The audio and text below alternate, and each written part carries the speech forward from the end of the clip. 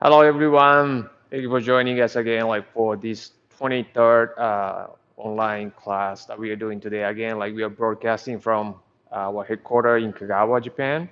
My name is Akira and this is my colleague Megumi.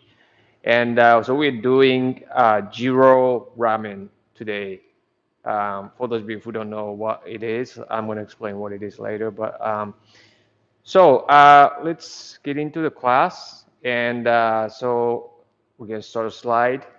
And so Jiro Ramen is something really unique, and it's very interesting. And yes, so this is very unique, and I guess for those of you for joining us from overseas, I think there are many of you who don't know what it is.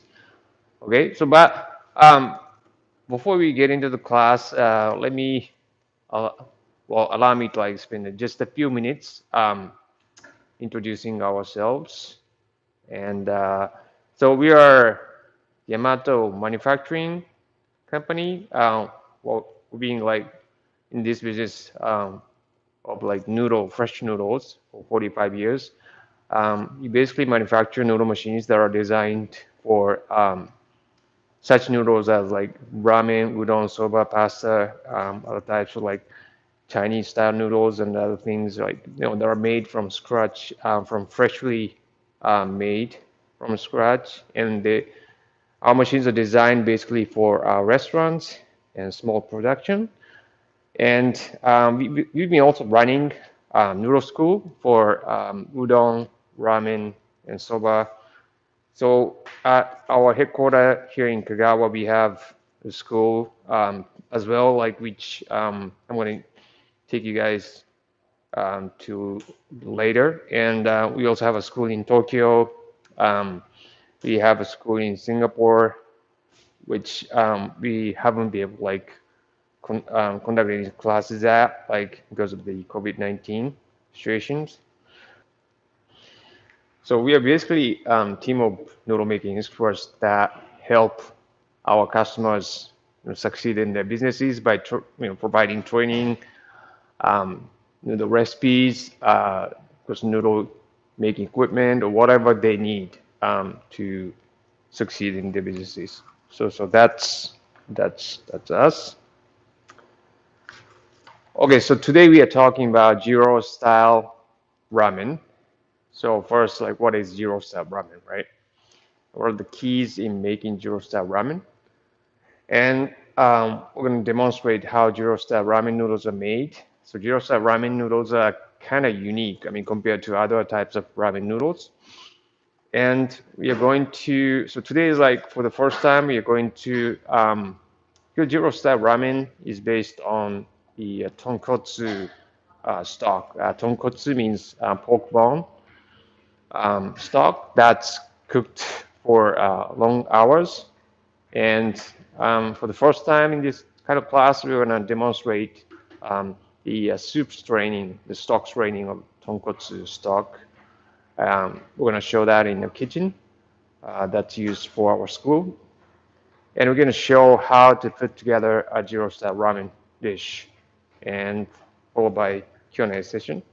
So if you have any questions during the class, please send them in the comments. Be more than happy to answer those questions.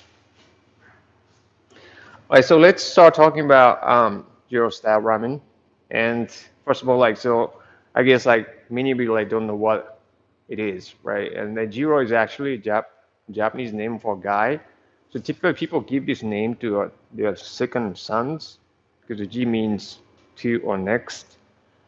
And it's just a guy's name, and but it's a bit old-fashioned in Japan. So it's many of newly born babies are not named this name. But anyway, so Jiro style ramen is a type of ramen dish that's spawned from one ramen shop called Ramen Jiro, which was started by a Japanese cuisine chef, Mr. Yamada, in 1968 in Tokyo. So he developed a distinctive ramen dish that's now known as Jiro ramen, or Jiro style, or Jiro inspired ramen. Because of the large volume of his ramen got very popular among young college students. And thanks to the unique taste and appearance of the ramen bowls, was featured on magazines and different media, so it got really famous. So since then, like many shops started copying and serving ramen dishes that are similar to Jiro ramen dish. And those shops are called Jiro style or inspired ramen shops. So this original Jiro ramen shop now has over 40 branched out shops in Japan. So Jiro ramen or Jiro style ramen dish is usually a big bowl of ramen noodle soup, which is usually tonkotsu or pork bone stock with soy sauce based sauce. The soy sauce based sauce is usually made from the sauce that's used to season pork meat chashu, which are slices of braised pork meat that's served as a toppings. It's usually served with vegetables that are mainly bean sprouts and cabbage. The noodles are thick and often flat and made of wheat flour with a high protein ash content. So this flour is actually usually used for bread. And as the condiments and toppings, the dish has fresh ground or minced garlic, piece of seasoned pork back fat, and others. You can usually make requests on your order to make some modifications, such as bigger or small serving of noodles, pork back fat, vegetables, garlic, and seasoning or sauce. So some shops offer like raw eggs and curry powder and the other things that help customers finish their bowls. Because the serving size is big, it may be hard not to get fed up with the same taste until you finish your bowl. So some shops offer some condiments such as curry powder to alter the taste to help customers finish their bowls. Because of the high calorie and strong and fatty taste, it's considered a junk food, but it's also addictive. There are many fans of Jiro style ramen who wouldn't mind waiting for a long time for their bowls. So Jiro style ramen shops are usually small with 10 to 20 seats or counter seats. There's usually long queues in front of the popular shops. So what's distinct about Jiro ramen compared to other types of ramen is its portion size is very big.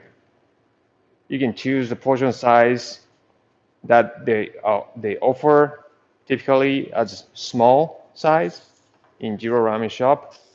That's actually larger than the large portion that's served in a regular ramen shop. So you may choose the large portion that's offered in Jiro ramen shop, but you need to expect yourself to be able to finish 2 portions of the small size, which is again larger than the large portion size of the regular ramen bowl. So because of the size, it takes time to finish a bowl, but there's usually a long line of people waiting for their seats. So there's big pressure on you to eat and finish your bowl and get out fast. That big portion size was originally intended for hungry and young college students who may not have much money. And it's a challenge for anyone to go to Jiro ramen shop and finish a bowl of Jiro ramen. And Jiro ramen shop has sort of like kind of different kind of food culture, kind of like atmosphere inside the shop. Once you're in a Jiro ramen shop, like it's there are some unique rules that you may need to follow inside the shop, such as how to order, modifying the amount of vegetables, oil, fat, seasoning, sauce, etc. And you may have to like clean and tidy up the table after you finish eating. Customers are asked to clean the tables after eating because ramen Jiro shops are usually run by 2 people, the owner and an assistant. So they're very easy to like take care of each of the customers they serve. The serving size is big. The noodles are thick and hard. The soup is very strong in taste and flavor. Toppings and condiments are also very strong. So basically, I may be accurate to describe a bowl of Jiro ramen as a strong noodle meal rather than a delicious meal. The strength makes certain people addictive and has been a reason for zero-star ramen success and popularity. It's almost like a religion or cult, and the fans are very fanatic. And many zero ramen shops make their own noodles, maybe because the portion sizes of their noodles are very big. So making their own noodles helps reduce the cost and pass the savings to the customers who enjoy their bowls for as low as like $6 to $7. Doing the house-made noodles allows them to make and serve unique noodles. They can choose what they put into their noodles and freely change their recipes. So making their own noodles enables to serve big servings of fresh noodles at low price. But if they buy the noodles from factory, they may need to charge more to keep their businesses. So this may slow the growth of their businesses. So doing the house-made noodles contributes to the business success. So when it comes to noodles of zero-style ramen, the noodles are not really within usual patterns of like well-textured noodles. I'm going to explain that in a bit later in a different slide. But so this is a typical kind of like the noodles that you may encounter in zero ramen bowl zero ramen. And so the components, right? Noodles, soup, toppings, and condiments, spices. So noodles are usually thick and like maybe flat, like sometimes straight, but like mostly curly, but high in ash content and protein content. And then soup is pork bone stock with the soy sauce-based sauce. And again, like this sauce is used to season the pork meat that's used for toppings. So the toppings usually bean sprouts, cabbage, shredded cabbage, pork chashu, like slice of seasoned pork meat, seasoned pork back fat, that's usually minced. And as condiments, like usually like ground or minced fresh garlic, curry powder, raw eggs. So these are usually like kind of optional, and you can order it as separate small plates as an option to help you sort of like finish the bowl.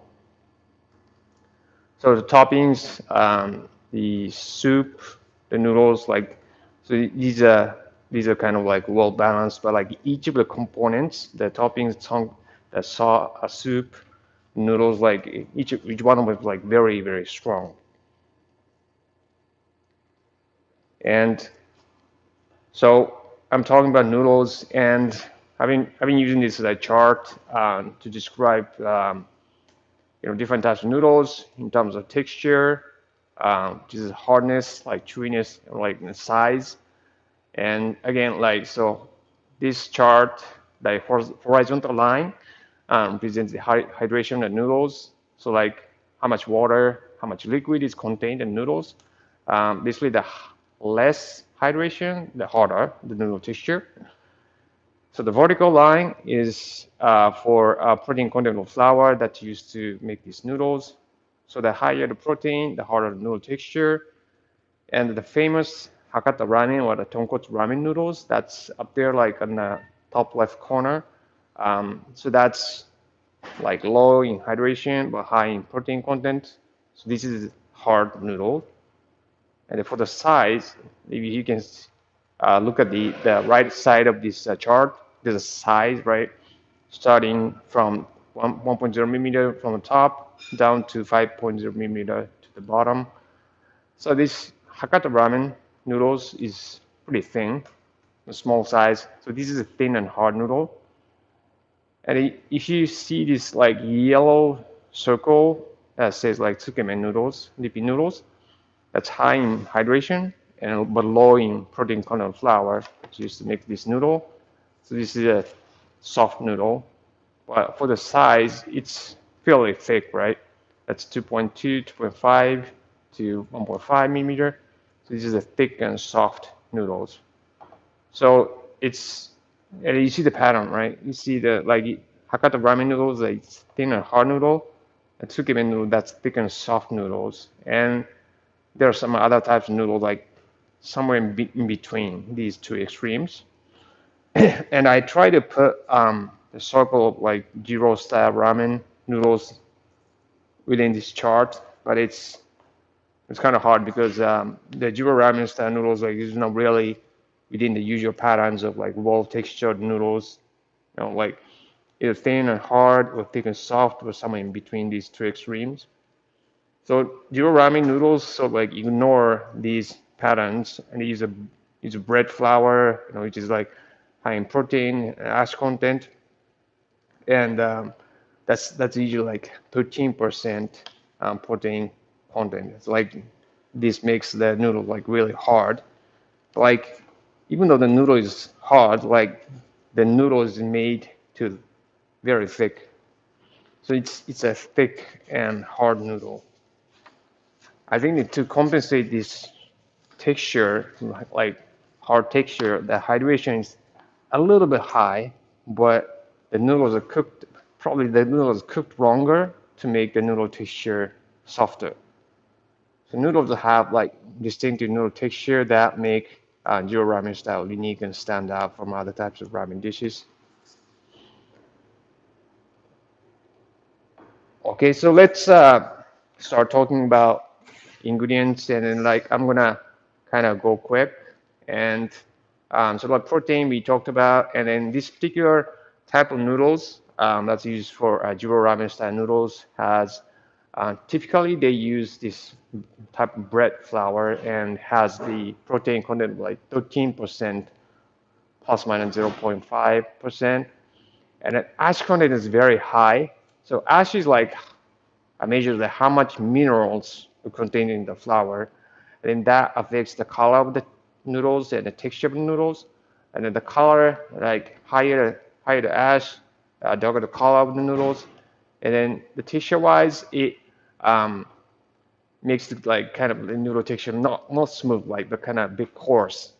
And it has ash content like 0.5%, which is pretty high actually for Japanese the wheat flour that's used to make noodles. And then this viscosity value is like as a measure is like how elastic the noodles become, and so that basically the higher the viscosity, the better the noodle texture. And so you need to be concerned about these three values when trying to find a good flour for your ramen noodles. And so the protein, and then inside the wheat flour, like there's protein and starch and the water, a little bit like moisture percentage in it. So what changes the protein percentage and the starch percentage? And protein, we already said that like that determines the hardness. The higher, harder starch inside starch. So the starch kind of determines the bounciness of the noodle texture. And it also like starch gives the like sliminess, the texture, and that I think the thicker the noodles, like thicker the size of the noodles, more slimy that sliminess that you sort of like kind of encounter like when you cook the noodles.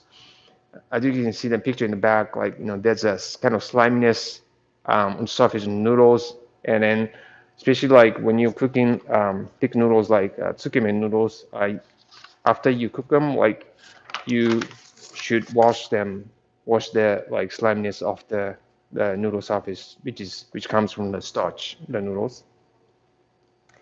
And the hydration, like talking about water, so hydration, like how much water you add to the flour and the mixing to make dough. Because the Jiro ramen noodles are usually like kind of like probably categorized as medium hydration noodles, and then medium hydration noodle means between like 30% and 39%, and 30% means there's like so within like 13 kilograms of dough, there's like 3 kilograms of liquid amount. There's like 10 kilograms of solid amount, like solid meaning like flour and other solid ingredients. Liquid means that and there's like water and there's like calcium and other ingredients, liquid ingredients. So that's what like 30% this hydration ratio means. And basically, the higher the hydration, the shorter the mixing time. And talking about water, the kind of water we want to use for example, like cooking noodles, especially when you're cooking like thick noodles, like it takes longer time. And was like cooking a broth, like for tonkotsu broth, like we are cooking today for this Jiro ramen. The the water matters, like kind of water we use matters a lot. And so kind of water we want to use is soft water. And then the reason we want to use soft water is that like these when cooking, for example, like noodles, the calcium and salt and other things like they have to be released to the cooking water. In exchange, the noodle gets the water from cooking water, and this exchange process like kind of cooks the noodles. But like if you cook the noodles in hot water, there's a magnesium like calcium and things like that's already occupying the water, right? So there's less room for these ingredients to be released to. So it takes longer time to cook the noodles. So when you cook the noodles for a long time, then the noodles melt, the surface of the noodle melts, which affects the noodle texture badly. And then the longer time, we would have to like spend more money, labor on cooking noodles, and the yield of the cooked noodles is actually bad because the noodle melts over time into the cooking water, so we get less cooking water. So there's nothing good about it. Good about using hot water to cook the noodles, the stocks. So if you have to work with the hard water, then just think about like installing something like this in the image, like the water softener, to make your water softer. That makes a big difference. Okay, talking about kanshi. Kanshi is one of the ingredients that we have to use for ramen noodles. And what it does, so like basically there are many types of kanshi that are used, but like for noodles that are expected to be consumed in like within like 1 week or so, the type of kanshi we use is basically combination of potassium carbonate and sodium carbonate. And the potassium carbonate just hardens the noodle texture, changes the noodle color to yellow, has a stronger kanshi smell. And sodium carbonate does exactly the opposite. And we blend these two at different ratios. And basically, the thicker the noodles, we want to make it softer. The softer we want to make it. So we want to increase the sodium carbonate to soften the noodle texture. So we blend them at different ratios.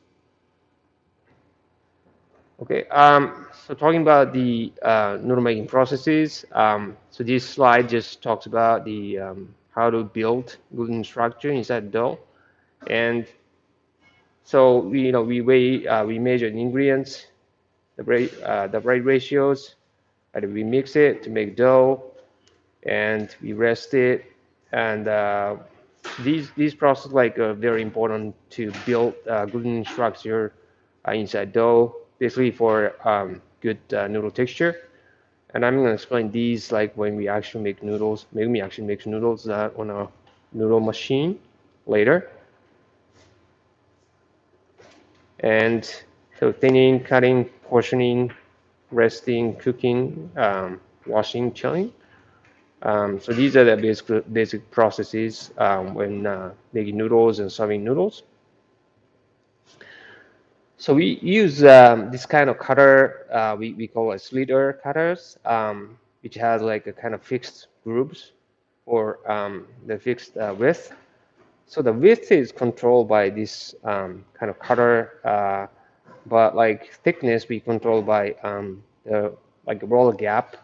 So our noodle machine has like this set of rollers, and we can control the roller gap. And then so by this roller gap, like we are controlling the thickness of the noodle, and width is controlled by this the slider cutter, and the ramen noodles that are used for like zero ramen are basically like kind of we call a reverse cut, or like kind of or flat noodles, and we're gonna show you the kind of cutter we use later, but like basically that has the deeper grooves for this kind of slider cutter to cut the thick noodle doughs into slit the thick noodle doughs into the noodle strands.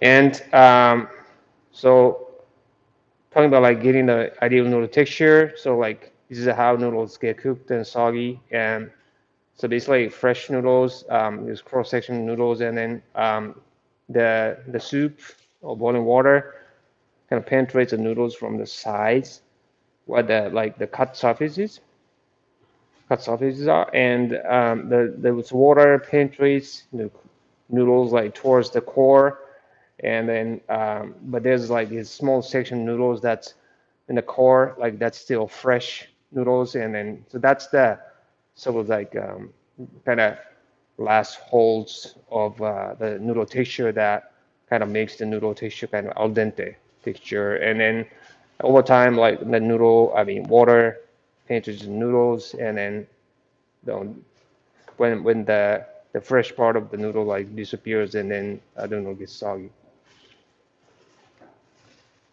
Okay, so that's what I had for the lecture part of this class. But like, let me just spend a few minutes like just explaining like benefits of like homemade noodles. So maybe like the zero ramen shops like do house-made noodles. They make their own noodles, and then because there are many benefits to that, because they can offer better noodles at lower cost, and if they buy noodles from a factory, then they can control the quality, right? Because they're the ones like who's putting like food making them, and so and then again like more values to the customer, so they can control the cost and the quality, so they can pass their savings on to the customers, and so they can probably give them free noodles, or like get a bigger portion of noodles like at the same price or something, and the customers would appreciate it and like keep going back to that may be why that may be like explain the popularity of zero ramen shops. And then for unique products, zero ramen noodles like themselves like just unique compared to like other types like regular ramen noodles. And you can show your customers how you make your noodles from scratch, and it's our customers may be curious like us, like how you make your noodles, kind of part of education, and like so like it works as a kind of like entertaining factor. And again, like the cost, right? Cost of noodles, like I guess like you may have to pay more for, because like it's a bigger portion. Usually like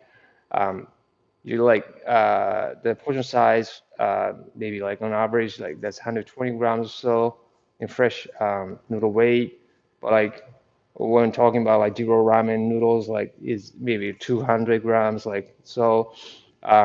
So the price may be like higher than like 50 cents US dollars per serving if you buy from factory. And if you make your own noodles, the cost of like producing one serving is maybe like 20 cents US dollars, including labor, ingredient costs, utility fees. So you're looking at like 50 to 60% savings. And if you think about like serving like selling 100, 200 a day, and think about it like how much you're going to save like in a month or so, in a year. So that's a lot of.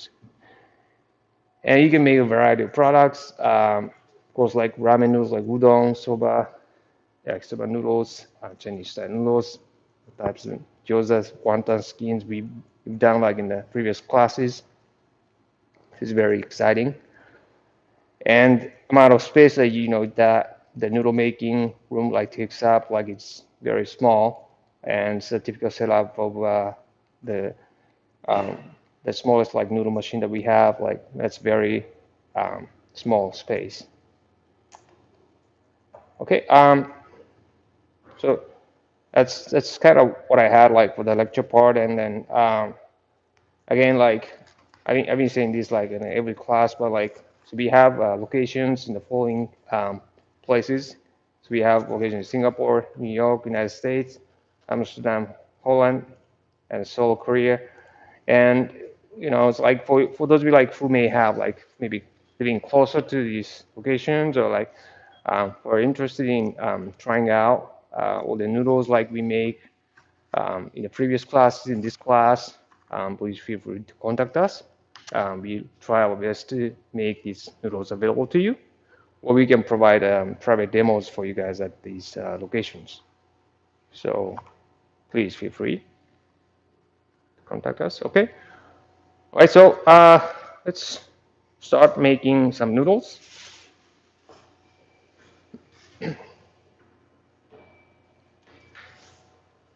Okay, so we have ingredients over here, and so this is like so some ramen shops in Japan actually use bread flour, which has like higher protein content than like you know, ramen noodle flours that we have in Japan, which is usually 11% in protein content. Like this bread flour that they use typically like it has 13% protein content, and the water, is the currency and salt.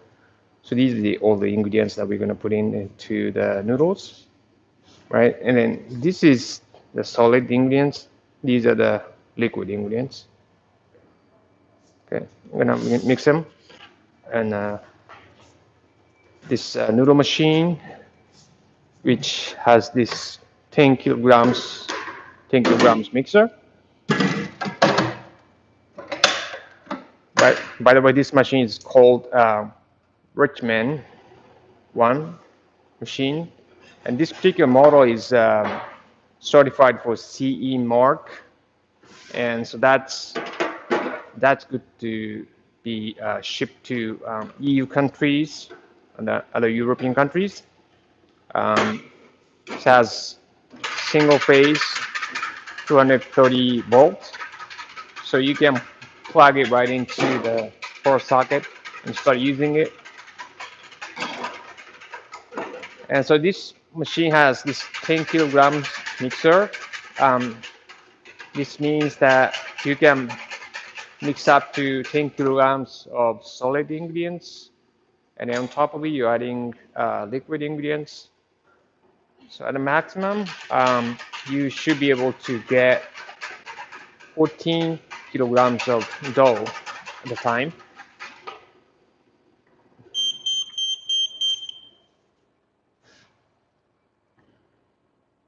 So you can see the timer digitally, and so we add this liquid, which has the currency powder and salt dissolved in it, the water. And so she poured the water like liquid into the lid, which has these small holes, right? And so that liquid is added to the flour and the mixing like a little by little. That promotes the good hydration of dough. And we can wait for the mixing to be done, which takes like 10 minutes. So we don't have that much time, that kind of time. So she prepared the dough in advance, and so you saw that she put the dough into the plastic bag, right? And so she let the dough sit at room temperature, and that was the first resting process. Resting process like helps kind of further develop the gluten structure inside dough, and then literally it rests the dough, meaning like so after the dough like is mixed in a mixer, it gets a lot of pressure from mixing, and so it's the dough is like stressed out, and like if you go right into the next process, like which is what she's doing right now is like making the rough sheet of dough. the gluten structure that's being developed inside the dough get damaged. So that's bad for the noodle texture. So we want to rest it before we start doing this process called like rough forming. Now basically, like, we're making like rough sheet of dough first. So she's feeding dough, and then you may be able to notice that the color of the dough, which is like darker than usual. So like it's yellow like from the potassium carbonate, the concentrate that we added to the dough, but you may be able to notice that like it's a bit darker because the high ash content that we talked about, right? So this high ash content, like we said that like that's 0.5%, which is actually very high for ramen noodles and like other types of noodles that we make in Japan. Because I think like Japanese are sort of like obsessed with the color of white, and you know, we love like everything in white color, you know, bread, noodles like udon types of noodles, but like actually like ash is minerals, it's a concentrated minerals, so they're actually good for your health. Like there's nutrients, it's also nutrients. So, well, but you know, we're trying to get rid of as much of them as possible, like in the milling process, which is a bit stupid, but because of the just appearance, right? The color, like the milling process in Japan, like in is being like designed and like polished to get rid of these nutrients as much as possible, to have like really low ash content in the many types of flours that are distributed in Japan.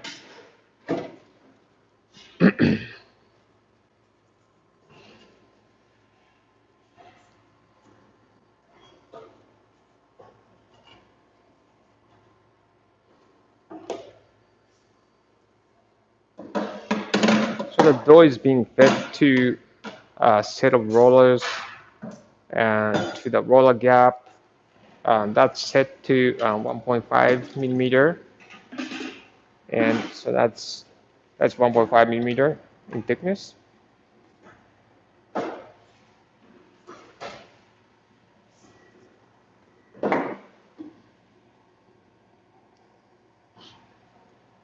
So it's gone through this set of roller, and like it's still rough, like it's very weak.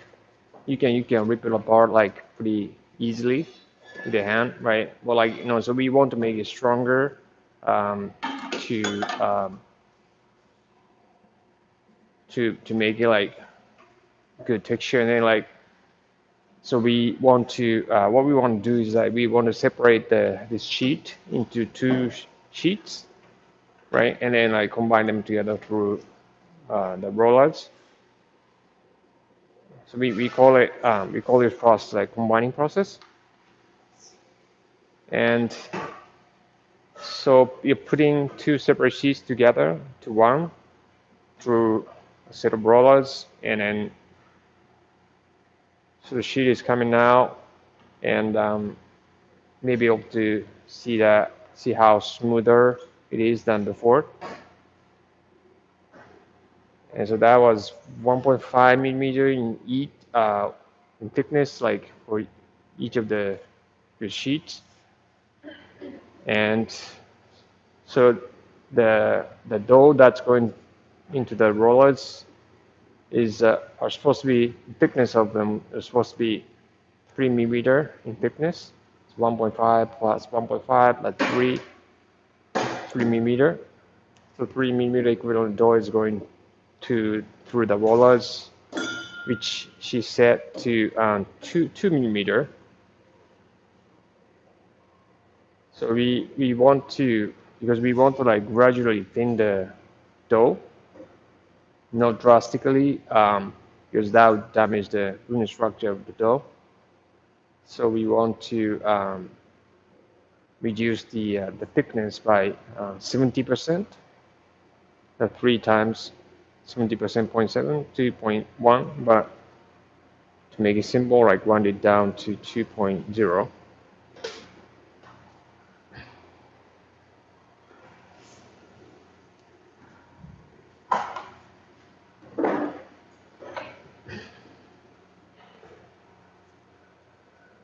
So after the first combining process, we want to do another round of it, just to make sure that gluten structure is well developed thoroughly.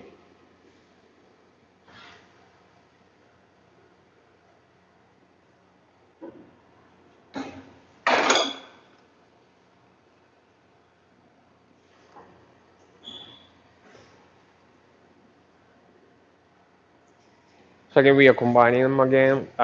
So that was supposed to be like 2 millimeter in thickness, like each of the dough sheet was. And so 2 plus 2, that's 4. And again, like 70%, 4 times 0.7, 2.8. But like this time, like we want to make simpler by rounding it up to 3. So the roller gap is set to 3 millimeter.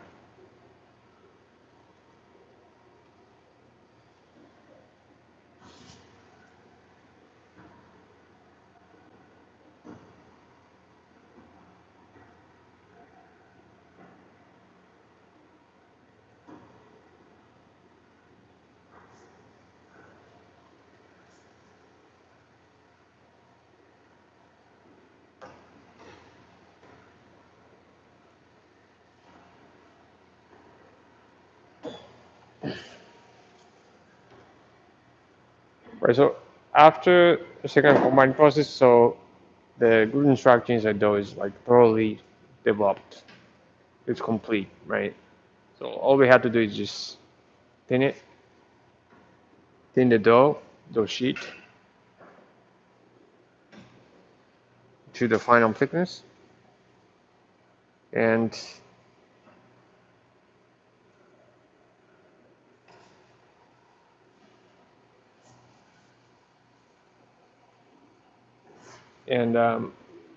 so Jiro ramen style ramen is reverse cut. Like this version is a reverse cut. So like we're using this cutter that has like deeper groove, so that this kind of slitter can cut like kind of thicker noodle dough and the dough sheet.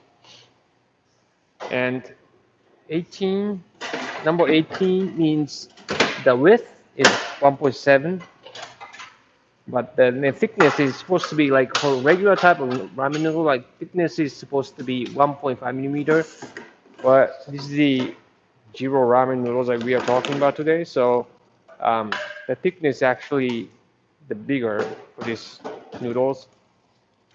So it's called like reverse cut noodles.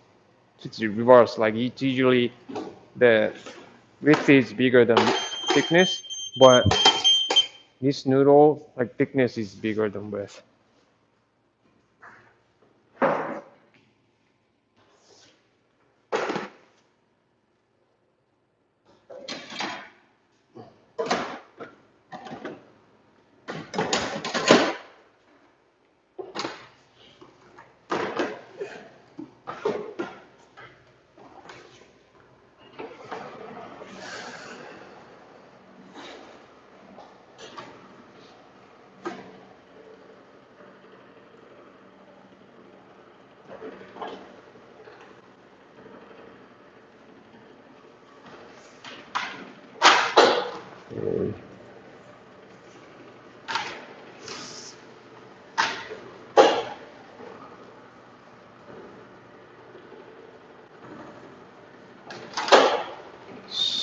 So the noodles coming now, and well, as I said, like the portion size, like Jiro ramen is very big. So we're making big portions, but you can control the portion size by changing the length of the noodles. So there's like a cutter that rotates to portion out the noodles inside this machine. So you can cut the noodles the certain length to and as you can see, this is the cut surface. So you see, like this is the surface is pretty rough. So that's the part, the surface that like this the slitter cutter cut. And sorry, this is the width, right? This is the width, and this is the thickness. So see, like width is 1.7 millimeter, and then but the thickness is 3.5. So that's really it's very reverse cut, and so this type of noodles are like very popular, like for Jiro style ramen noodles and Aike ramen noodles. Like we did in the previous class, and for those of you who are interested in it, you can check out the recording of the class that we have on our YouTube channel. Okay, so that's the noodles, and so today it's a bit different, and we can go to the kitchen. But before we go, let me announce the next class that's in December 3rd, and that's on like Lanjo ramen. And so Lanjo ramen is actually the oldest type of ramen that's it's got like a history of like 4,000 years, like in China. And there's a name of a place in China, like Lanzhou City, and they have a very unique ramen noodle dish, and so that's what we're doing next week on December 3rd. And then for those of you who are interested in it, please check back our website and sign up with it. Okay. All right, so let's go to our kitchen, and so we have a kitchen over here that's used for ramen class and udon class, and so we have we can take up like 8 students at a time because each student has his or her own like ideas, like what kind of ramen, what kind of udon dish that they want to make, right? So we want to do like kind of a one-on-one session so that each student can kind of has like kind of full attention of our instructors, and then our instructors can help like with their full potential. And so today we're cooking. We actually cooked the tonkotsu broth over here, and so we have like these induction cookers, like big ones, to be able to cook like very thick ramen stocks, like this type of like tonkotsu stock, which have like 8 to like 10 degrees like thickness, like bricks. So you have to have like kind of like big induction cooker, high powered induction cookers to be able to cook this type of emulsified thick stocks. And so our instructor cooked it today, and from scratch. And so like each induction cooker may be like cooking different types of stocks when we're doing like our school. And so like each student can taste how each stock may taste, right? So they can play around like the different components, different stocks, different sauces that we make from scratch, different like flavored oils.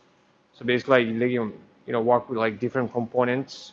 So this is like kind of lab, like where they can play around like with the different things to make their own ramen dishes, like recipes, and so it's very interesting, it's very exciting.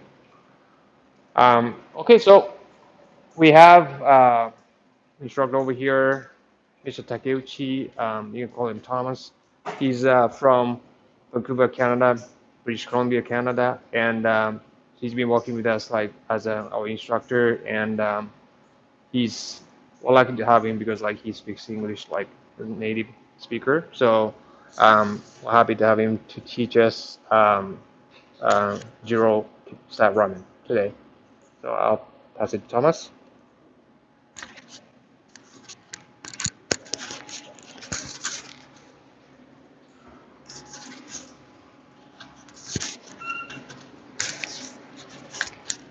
Okay, thank you. Once again, my name is Thomas. I'm one of the instructors at the Yamato Noodle School. And today's topic is Jiro style ramen. So let me just briefly talk about Jiro style ramen. So Jiro style ramen is a very unique type of ramen, and you either love it or hate it. And for people that who loves Jiro style ramen, they almost have like a cult-like culture in the world. So let me just break up that Jiro style ramen into the 5 elements and talk about each one of them. Okay, so first, stock.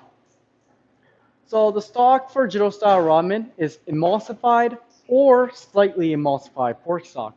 So they usually use pork stock, but depending on the shops, they either have very emulsified stock or slightly emulsified stock.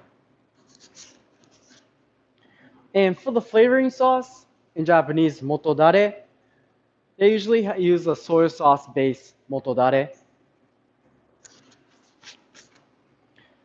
And for the flavored oil, they use chunky pork fat. The chunky pork fat is just like this. So to make this, you take the sheet of pork fat and you just simmer it in the stock until it's soft. And once it's soft enough, you just take it out and you just break it up into chunks. So we use this as a favorite oil and also topping as well.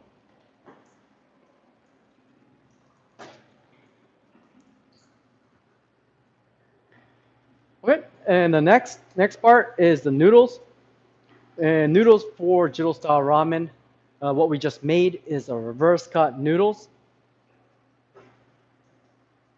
So ramen noodles can be broken up into 3 different shapes. First one is flat, second one is square, and the third one is the reverse. Okay, so first of all, the flat one, the noodle sheet is thinned out very thin, and then cut into wide noodles. Okay, and the square shape one, the width and the thickness is the same, so it makes that square shape. So most type of ramen is in the square shape, but for the Jiro style ramen, we use a reverse cut ramen noodles. But these are, the noodle sheet is very thick and cut into thin piece of noodles. Okay, so it makes that rectangular shape. But flat one is also rectangular, but the texture is completely different because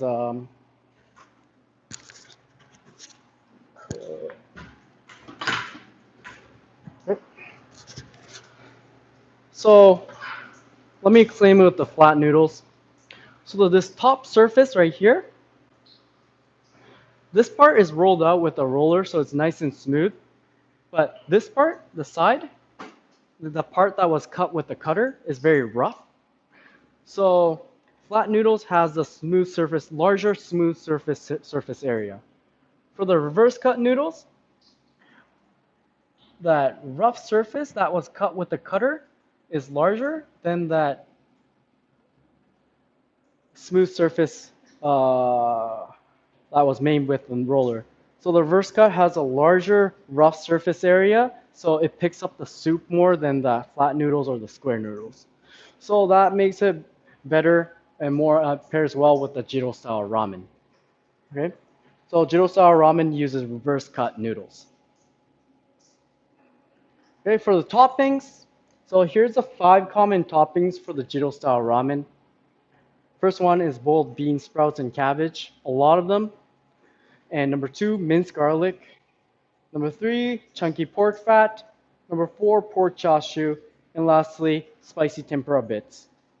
And Jiro style ramen is known for the amount of toppings.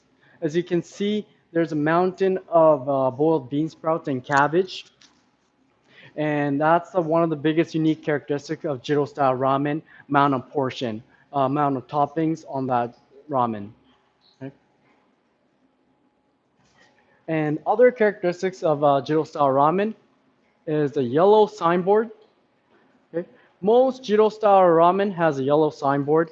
It started off from the original ramen Jiro, and all the other ramen shop that was inspired by the original ramen Jiro also had the yellow signboard. So most Jiro style ramen shops have the yellow signboards. And number 2, unique order style. So ramen Jiro style ramen, you get to choose the amount of noodles, amount of boiled vegetables, amount of garlic, amount of pork fat, and the saltiness. But once you go into the shop, the staff won't ask you for the preference. If you want to change it up, you have to say it yourself. They won't ask for it. So if you don't say anything, they'll just make everything normal and regular. So if you want more vegetables, you just ask for more vegetables. And if you want more salty or less salty, you just tell the staff, and you can adjust your Jiro style ramen. Okay. And number 3, you must stay quiet in the shop. Okay, like I said, Jiro style ramen shops, they have like a cult-like culture. And when you go into the shop, no one's talking, no one's on their phone. All you hear is people slurping on their Jiro style ramen. That's one of the rules at a Jiro style ramen. Okay, so next I want to talk about the stock. Okay, so here's the stock.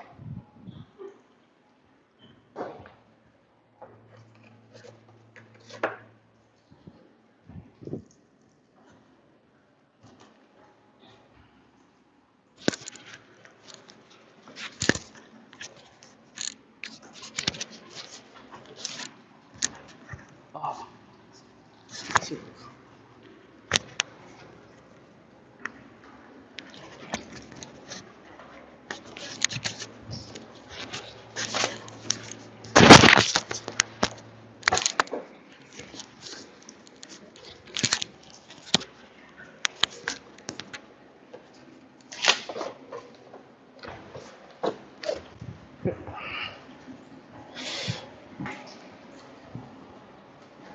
Okay, so here's the stock for the Jiro style ramen.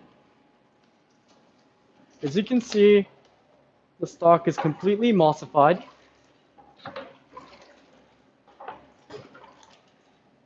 And the density is around 8%. So the stock is very concentrated. And I want to briefly talk about the method, the steps of making this ramen stock.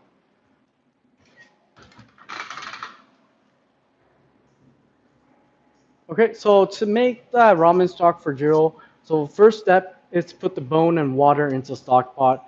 So for Jiro, we use pork bone, and we usually use pork backbone and pork leg bone for Jiro style ramen. So you put that bone and water into the stock pot, and then you heat it up and bring to a boil. And once the stock is brought to a boil, the scum is going to start to float up on the surface of the stock. So you want to remove all the scum until it's completely clean to make the stock have a clear tasting stock. Okay. So once the scum removal is complete, number 4, you want to keep that rapid boil until you have your desired density. So we usually aim for density 8%. So you just keep boiling until desired density. And the amount, approximately the time from step 1 to 4 is around 6 to 8 hours. And you'll reach that density 8%. Okay. And lastly, once the stock is complete, you want to strain and quickly chill the stock. Okay. So that's the stock making method for your ramen stock. So now I want to show you how to strain the ramen stock. So people say that the straining process is the hardest job at a ramen shop. So I want to just quickly show you guys how to strain out the stock. Okay, so what you need is a strainer and a spatula and something to scoop up the stock. Okay, so first I'm going to show you how to strain the stock by hand. I'm just going to scoop up the stock and just put it in the strainer.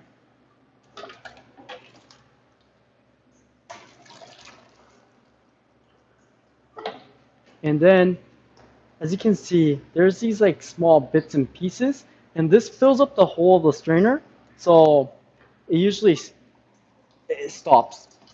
The soup is not strained out smoothly. So now you want to use a spatula to scrape off the bits and pieces from the side to strain out the stock.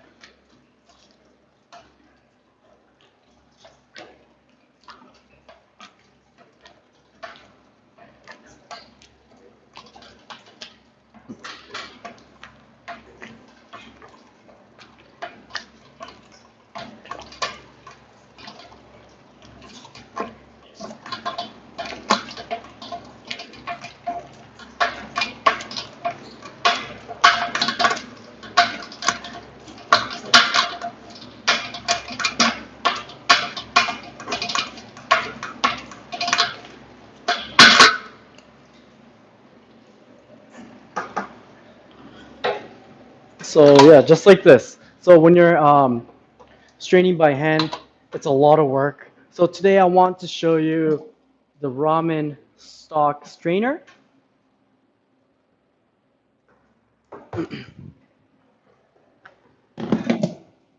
So this is going to make your life a lot easier with the ramen stock.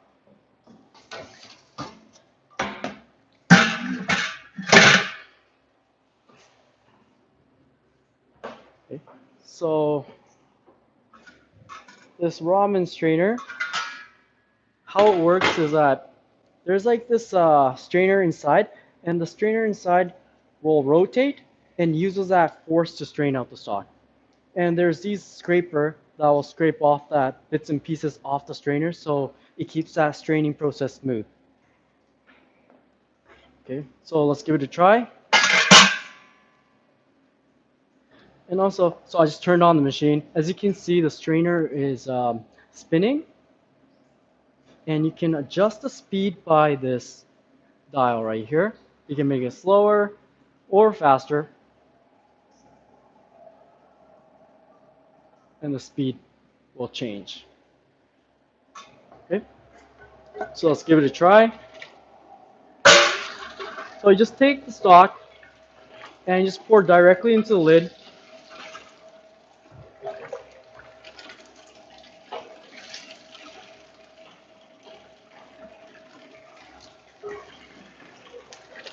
And as you can see, the stock is drained out very quickly, smoothly, and less work. And as you can see, when I'm pouring the stock, the bone is caught on the lid. So all you need to do is just throw away this bone later.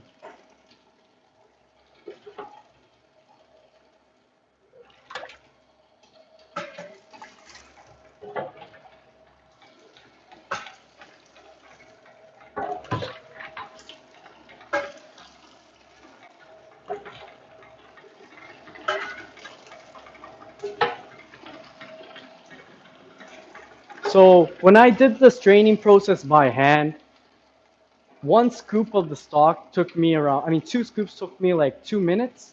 But in that 2 minutes, I did like 10 or 15 scoops of the strainer, so the stock. So Using the stock strainer, it makes our straining process a lot easier and faster, cuts down on labor costs.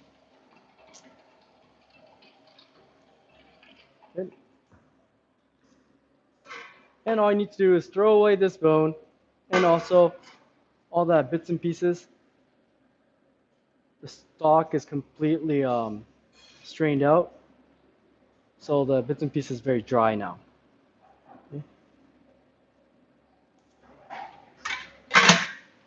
Okay, so this is the ramen stock strainer. So today I'm going to use this stock to make the Jiro style ramen.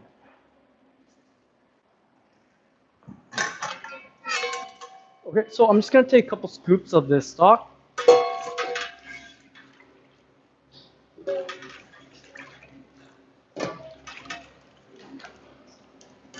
The stock is very creamy.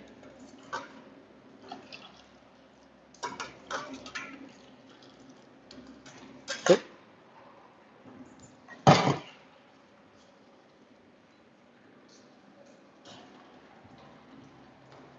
Okay, so the first step is to boil the noodles. So here's a reverse cut Jiro style ramen noodles.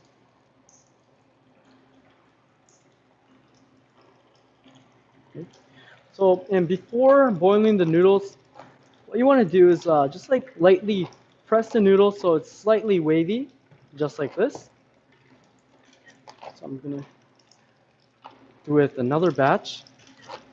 Just lightly press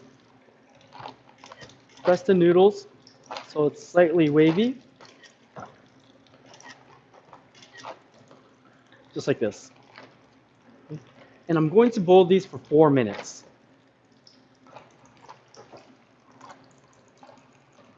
Okay.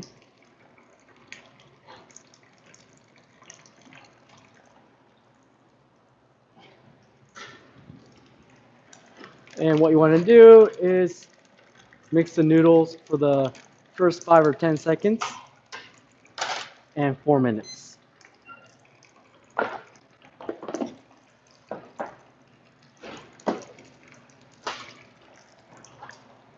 Okay, so while we wait for the noodles to be ready, let's prepare the sauce and flavored oil. So here's that soy sauce based flavored oil. Flavoring sauce. So I'm going to take 1 full scoop of this flavoring sauce into the ramen bowl. And 1 full scoop of this pork fat.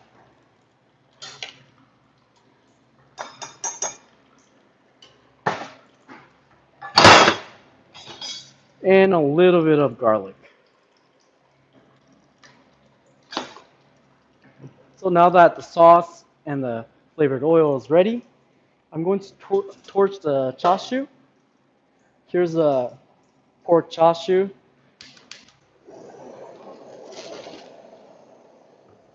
I'm going to torch the chashu so it has a nice grilled surface.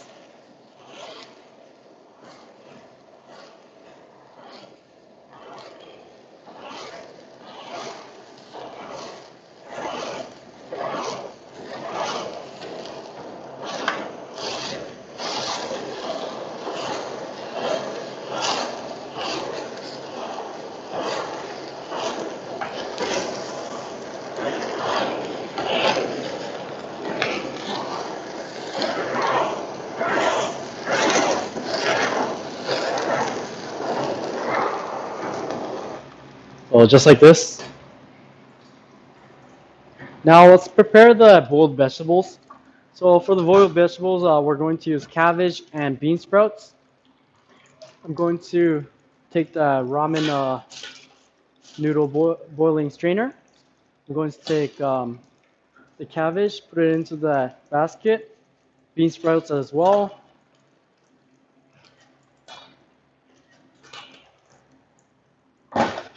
And let's boil these for around a minute.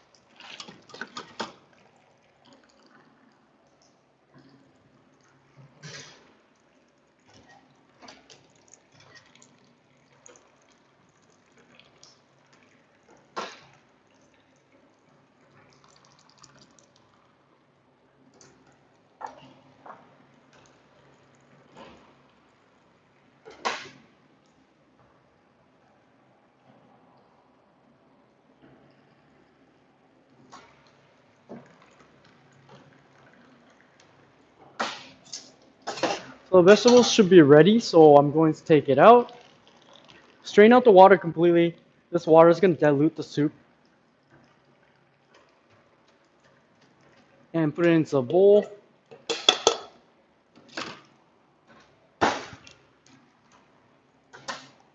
Okay, so the noodles should be ready soon, so I'm going to pour the hot stock into that sauce and oil. I'm going to take one full scoop. This is a 300 milliliter ladle. I'm just going to take one full scoop of the stock. And the noodles should be ready soon in 10 seconds.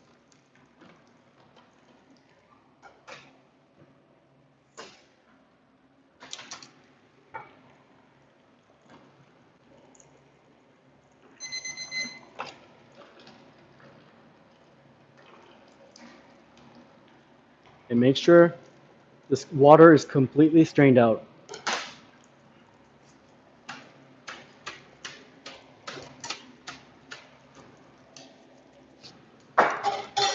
And put the noodle into the soup.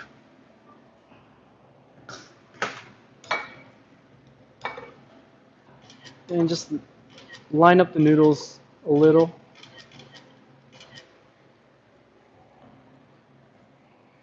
Okay, now I'm going to take the vegetables. So Jiro style ramen is known to have the mountain of boiled vegetables.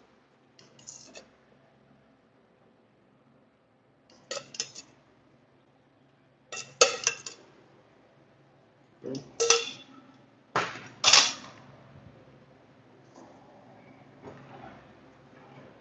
Next, I'm going to take the chashu.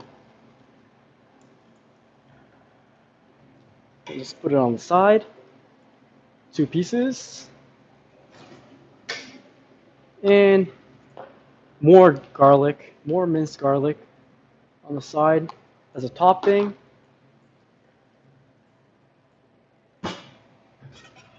And also, we're going to use that pork fat as a topping as well. So I'm going to take a couple scoops of this pork fat and put a half scoop of that flavoring sauce. And I'm going to season the pork fat. Okay. And this goes on top, just like that.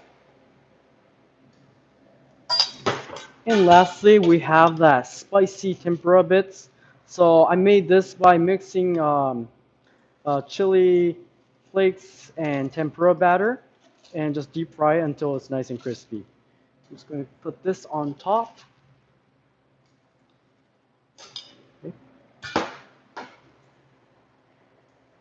Just going to wipe the sides.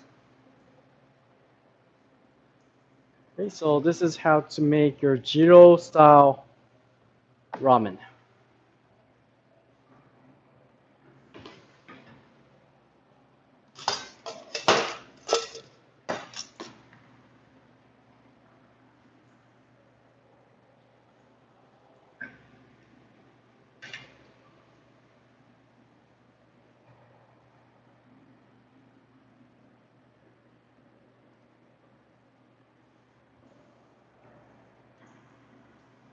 Okay, so there's no other, so no questions today, so I'm gonna pass it back to Akira.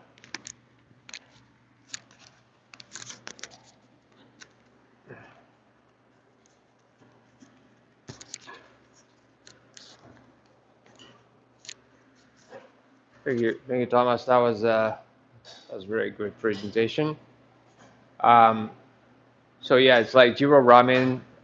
It's very popular and unique, like very interesting. And if you have a chance to like visit Tokyo, you may wanna actually visit the original Jiro Ramen shop that's in Tokyo. And you know, like maybe interesting like to go in there and then like kind of follow the rules, and you may want to like study a little bit like how to order it, how to make an order before you go in there, and you know you have to will be able to like kind of finish it, but also like you know make sure you're hungry before you go there.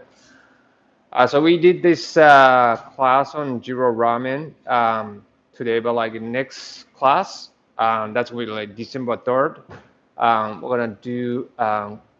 We're gonna try doing the class on the oldest ramen type of ramen that, well, we call like Lanju ramen.